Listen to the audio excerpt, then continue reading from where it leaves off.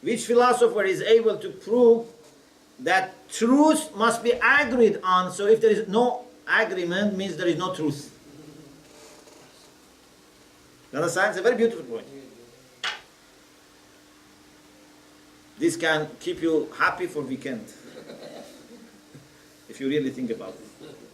So, don't be surprised if people disagree about morality. First of all, many of these disagreements are not fundamental. On the surface, they disagree. If you go deeper, you would see there is agreement.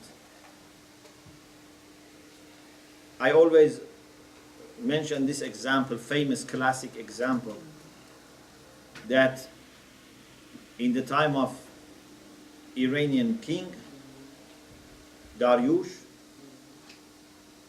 the Iranian territory was very big. It included parts of Greece and parts of India. So he was informed that there are people in your territory that burn their dead people. And there are people who eat their dead relatives. The common pattern was to bury them, but some people burn in India, and some people eat in some parts of Europe.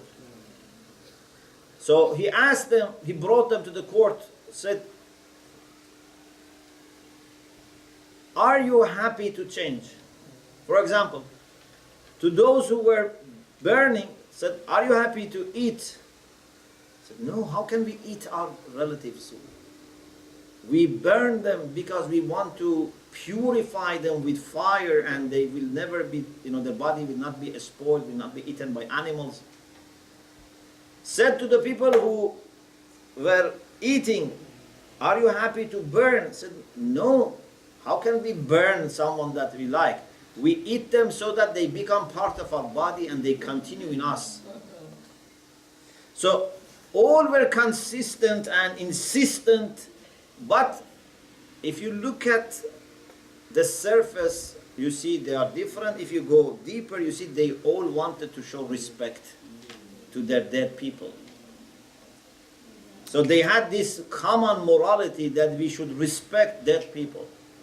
But based on culture, on customs, on ideologies, they showed it in different ways.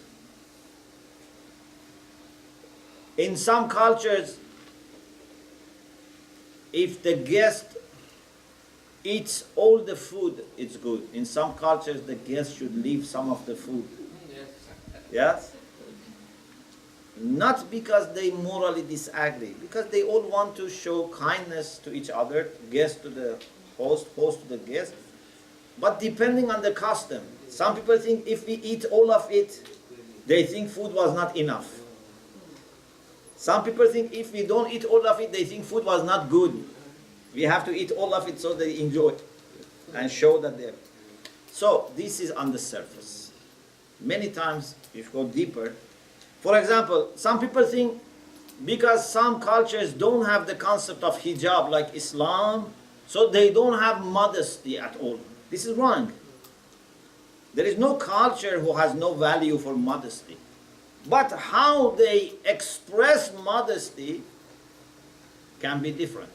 It's not that, for example, every woman who doesn't have hijab, na'uzu billah, is bihaya and immodest. They are very modest, they are very afif, but they think there is no problem. You have to understand that modesty is a concept that all human beings have. But you can have better understanding, more detailed understanding, more perfect understanding. That's another issue. The same is, for example, kindness to parents.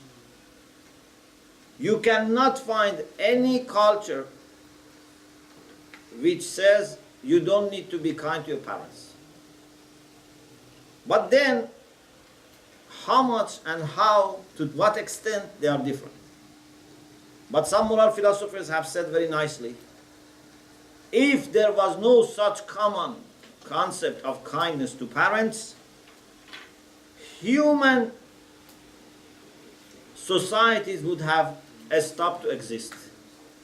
Because if one generation, two generation parents see children are very bad and disrespectful and not kind, then they say why we should have children.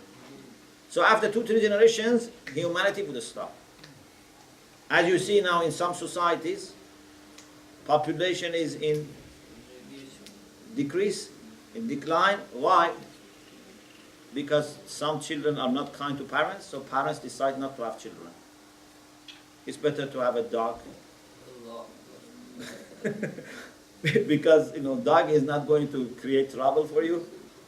If you want children, just till they are very little and listen to you like a pet. When they become teenager or old, send them away. So this means after few generations, if it goes like this, population will go to 0. Okay? So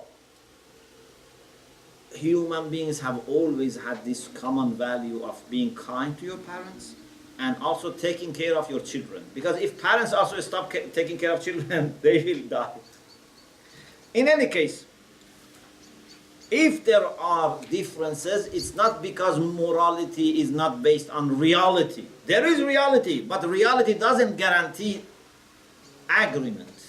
There can be disagreements. What is our moral ideal? And how to reach that. These are two areas that people can have disagreement, and this is why we need moral philosophy to discuss in a very nice, scholarly way. We should not attack each other and say, you are not moral, I am moral, you don't have value, I have value. No, everyone has some kind of value. We have to discuss and enter into a nice and respectful discussion to find out how we can improve our understanding and our performance of morality. وآخر دعوانا الحمد لله رب العالمين.